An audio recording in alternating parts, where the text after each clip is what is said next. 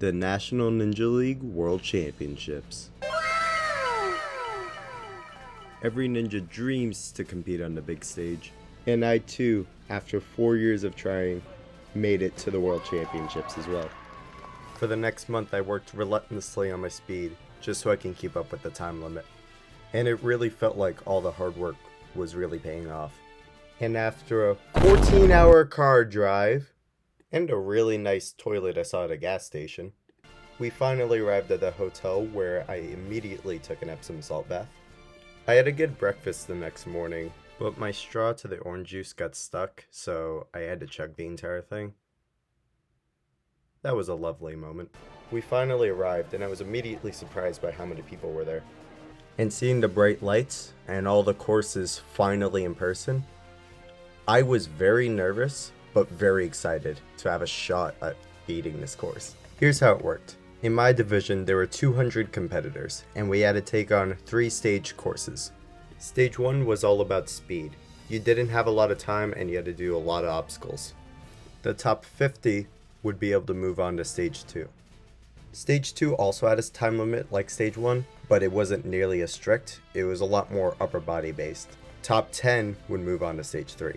Stage 3 is purely upper body based. There's no time limit, but the obstacles are way drastically harder than anything else. If you're enjoying this kind of Ninja Warrior content, please hit that subscribe button right over there. It really does help the channel out a lot, and it gives me more motivation to make these kind of videos. So appreciate it if you subscribed, and without further ado, let's get to my run. At the time when I was running, no one finished the course yet. I was the second to last in my wave, and I wanted to prove the world I belonged here, and I was just ready to own it. Once I was on that starting block, I was just ready to go for it. Also, you should have seen that coming.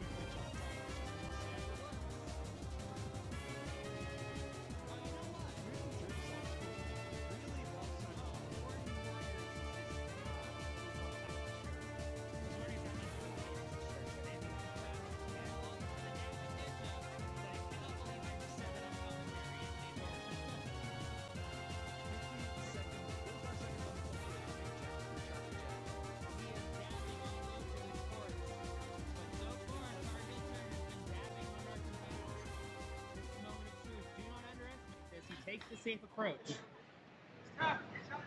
And he gets through it. He is our third athlete through Tar Heel turn. Now onto Pipe Coaster. This is exciting times here. Yeah, I believe we've only seen one athlete beat this. Big swing. Gets it! Big smile on his face! Where's this one? That's what I'm talking about! Big smile on his face! He's he knows celebrating. he's in there, but the bad news is time is not great. He's gonna have to come up with a rabbit out of the hat here as he's down to 10 seconds. He's gonna have to pull off a miracle here, Alex. Yeah, I don't think it's... Emotional, damn it! Unfortunately, I just didn't have enough time on stage 1 and timed out on the very last obstacle. Although I didn't clear, this was by far my favorite run I've ever had in any ninja competition. And the fact I was able to get that pipe slider obstacle, Big swing. Gets it! Big smile on it! that has to be the biggest highlight of my ninja career to date. Although I gave it my all, there were definitely some parts I could have done a little better. Usually, I like to play a little safer on courses, but on stage 1 I definitely should have taken a little more risks. Like, I know I have a lot of power, so I could have just done this one swing and go, but I took an extra swing, went for it. Then on this ring, I had the correct momentum to go around all the way, but I pulled back instead, leaving me a few seconds, and could have gone down the rope a little better. These wheels, now, again, I like to play a little safe, so I want to make sure I was going the right way, but realistically, I could have just pulled up every time, and then save those extra few seconds. even just these 2 obstacles, I could have saved about 10 or so seconds. And if I did that, I would have had time for the last obstacle. Although I could have been a little more efficient, I'm still very happy with how I did.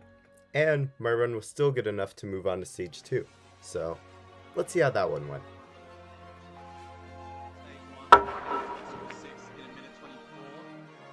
And just ran out of time, really.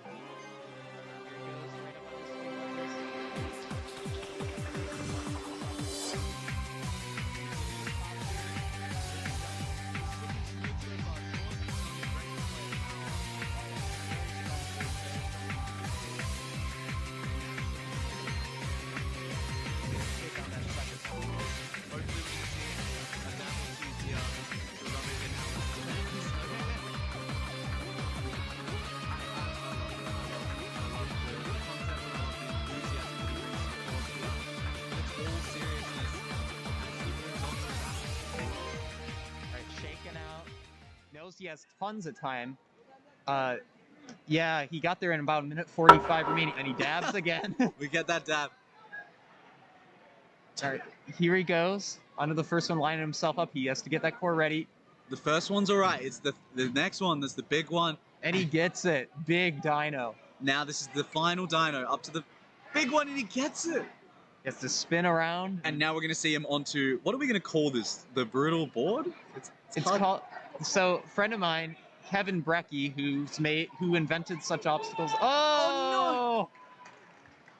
Furthest on progress so far, and I think for fastest on time. Well, what went wrong? The funny part is, this time I went a little too fast. Now, I wanted to get through the first 3 as efficiently as possible. The cliffhanger one onto second position was pretty hard, and then these ones were just draining. But this next obstacle over here, the one I failed on, I wanted to start it when I had a time of 1:30 left. You can see I got on the platform at 1:40-ish. So I thought the time already went to 1:30, so that's why I kind of went on the obstacle a little quicker. But I actually had a lot more time to rest than I thought, because I know the rest of the course really isn't that bad. It's just this obstacle. So had I rested more, I probably would have had enough strength to make that transition. All it came down to was not resting enough for this next obstacle. So I just got to be a little more aware of the clock. That was probably my biggest weakness throughout the entire competition, but nonetheless, still happy with how I did. And this run got me 24th in the world. So that was my final ranking. That does mean I did not do good enough to move on to stage 3, but for my first time ever competing at a world championship, I'm pretty happy with how I did. I made a lot of really close friends over there, met up with some people I only talked to online, met some really inspiring ninjas, and overall just had a really, really fun time in these 3 days.